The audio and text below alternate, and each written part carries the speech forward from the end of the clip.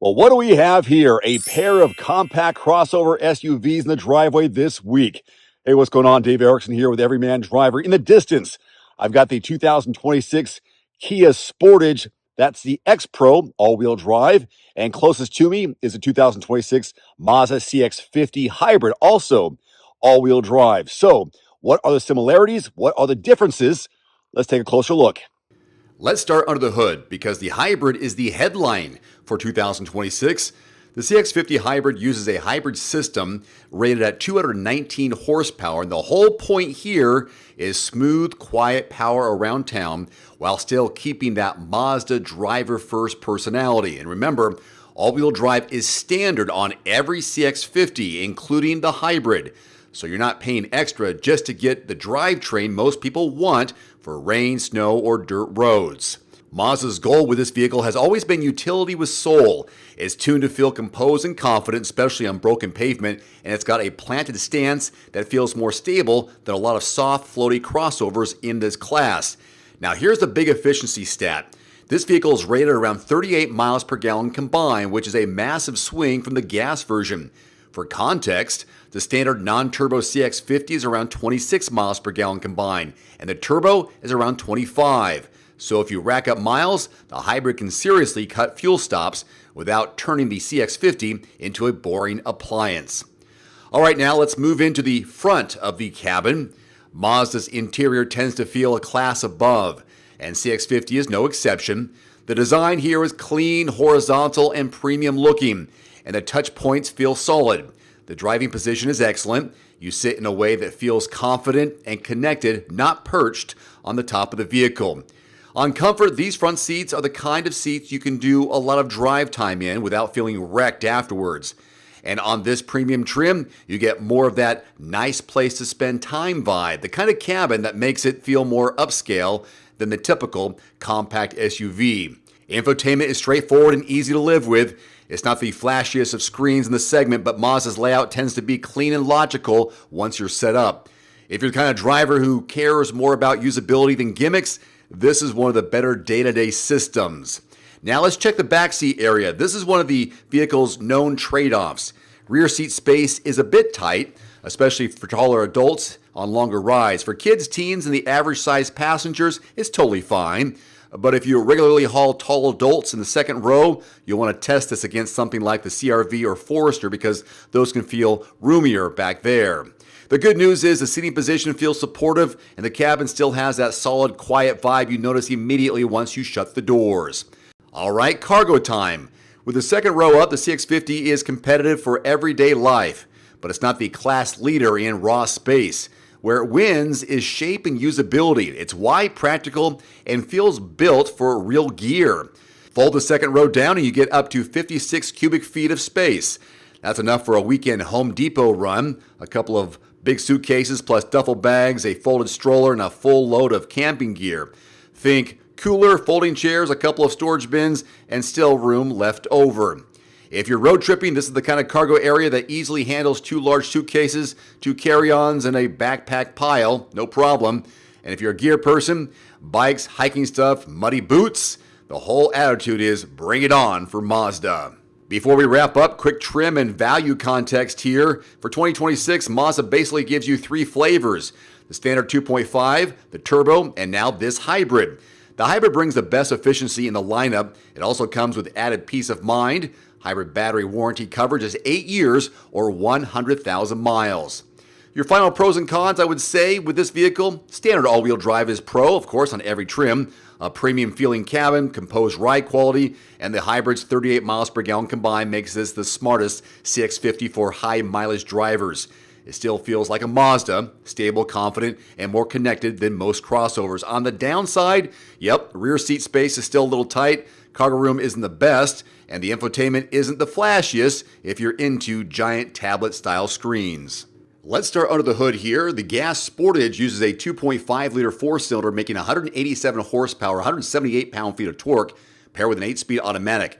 This isn't the sports car Sportage, it's the practical, smooth daily driving Sportage. Around town, it's easy going and quiet, But the honest truth is, the base engine can feel a little not urgent when you're doing a full load of passengers or a steep highway merge. With the X-Pro Prestige, which I have, we focus on capability and confidence behind the wheel. You've got all-wheel drive and multi-terrain drive modes for different conditions, like dirt, snow, and mud, which is exactly what you want if you live in a wet climate, get winter weather, or just like the idea of extra traction without the drama. Fuel economy depends on drivetrain, but the gas Sportage is roughly in the high 20s combined in front-wheel drive, and all-wheel drive is typically a little bit lower. If maximum miles per gallon is your goal, that's where the Sportage Hybrid shines. It can reach around 43 miles per gallon combined, but today it's the X-Pro Prestige gas model that prioritizes traction, features, and space. Now the front cabin, and this is where this vehicle really sets itself apart. Kia updated the interior layout for a cleaner look, and in upper trims you get a dual 12.3-inch panoramic screen that spans across the dash. This is amazing, isn't it? It gives the Sportage a wow, this feels futuristic vibe, especially at night. It looks like something you'd expect more of an expensive SUV. The trade-off is Kia leans heavily into touchscreen-based controls. The screen is responsive and the menus are pretty easy once you learn them, but the touch-style climate and shortcut controls can be distracting if you're the type of person who prefers real buttons and knobs. It does look clean, but you do have to pay attention more than you'd like at some times.